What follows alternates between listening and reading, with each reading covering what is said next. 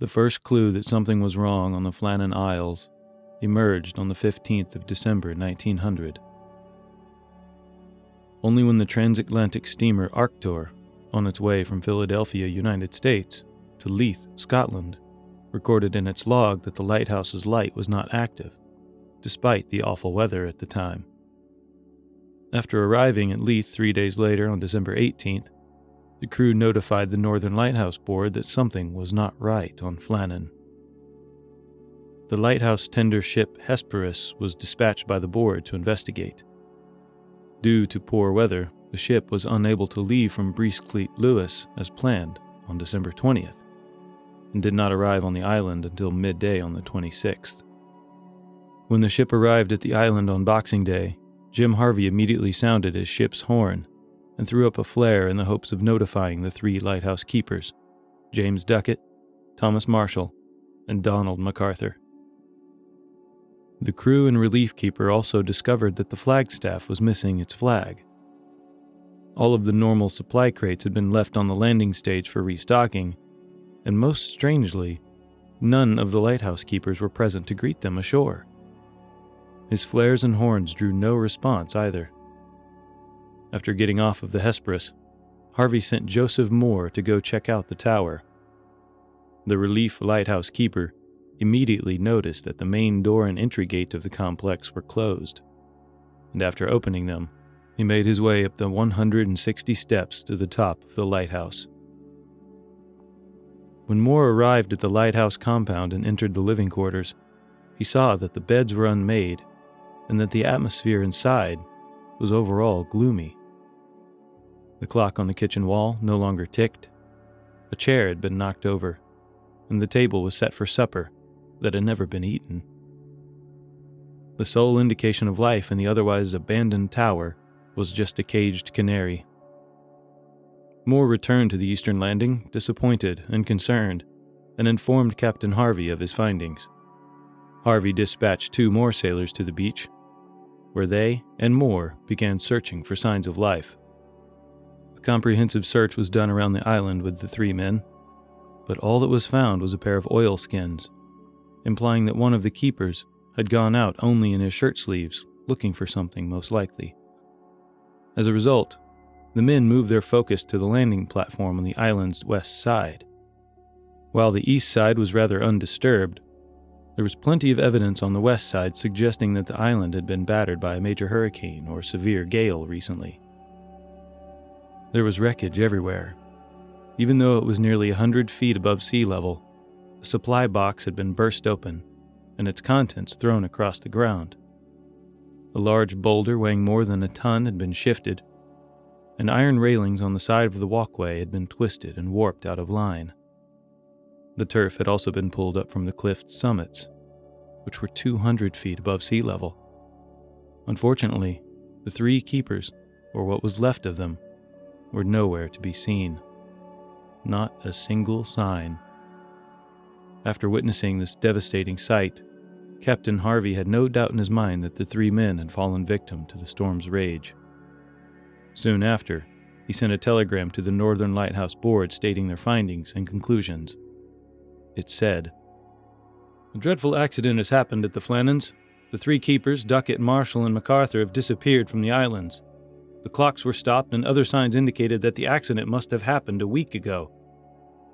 Poor fellows. They must have been blown over the cliffs or drowned while trying to secure a crane." Captain Harvey left Moore and the 2 men on the island to manage the lighthouse and continue their search in case they find anything, then went back to Lewis. The 3 continued to look around the island, searching for any signs of the keepers, but no luck. Robert Muirhead, the board supervisor, arrived on the island December 29th and immediately launched an inquiry into the disappearance of the caretakers. Muirhead was familiar with all 3 of the missing men as he was the one who recruited them and knew them personally. He determined that the oilskin that had been left behind belonged to MacArthur after taking a closer look. Furthermore, Muirhead hypothesized after looking over the damage on the western landing that Marshall and Duckett must have gone out into the storm to secure the equipment, and when they didn't return, Muirhead assumed MacArthur must have gone out to look for them. This would also mean that MacArthur had breached Northern Lighthouse Board rules.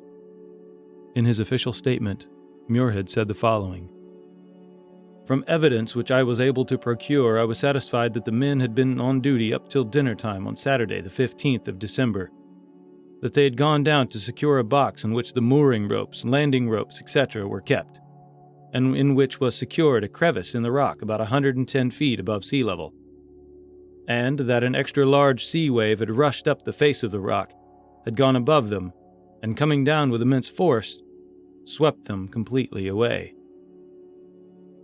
This was the last of the searches which resulted in the men never being found. But the men stayed alive in people's memory. As it turns out, Muirhead's report was not the end of the tale for the general public. Strange theories began to start circulating, such as the men being devoured by a massive sea snake, or being snatched away by an enormous sea bird. One theory suggested that the men left the island by boat to avoid debts, while yet another speculated that they had been taken away by a ghost ship's skeleton crew. Some even claimed that the men had been kidnapped by spies from another country. There are even theories of a mysterious logbook written by one of the men. The logbook is said to have entries talking about a storm that terrified the men, causing them to pray for their safety, and even making one of the Marine veterans among the three weep. But later investigations revealed that this logbook might not have existed. What some more plausible theories do suggest is this: while attempting to secure supplies and equipment on the West Landing, Marshall and Duckett were carried away by the storm. When the companions did not return, MacArthur set out to find them, but he got lost in the storm as well. Now, it is strange that the men would go out looking for equipment in a dangerous storm, but the fact that Marshall had previously been penalized 5 shillings for losing his equipment in a prior gale explains why anybody would embark on such a perilous journey, when they would have been kept safe in the lighthouse. At the turn of the century, losing 5 shillings was a huge deal, especially for a man with a family to feed. Therefore, it's understandable that protecting equipment was much more crucial to Marshall than his own safety. There is another less plausible but still popular theory, too. The second idea is that MacArthur, who was renowned for being short-tempered, assassinated the other 2 men. He must have then dumped their bodies into the ocean, and possibly out of guilt, flung himself off the cliffs as well. While the scenario does add a degree of bloodlust to the mystery, there is no proof that a fight or murder occurred. Of course, men in close quarters might drive each other nuts or argue at times, to the extent where they crack and it gets out of hand. But without bodies or a crime scene to examine, these 2 possibilities will remain theories, and nothing more.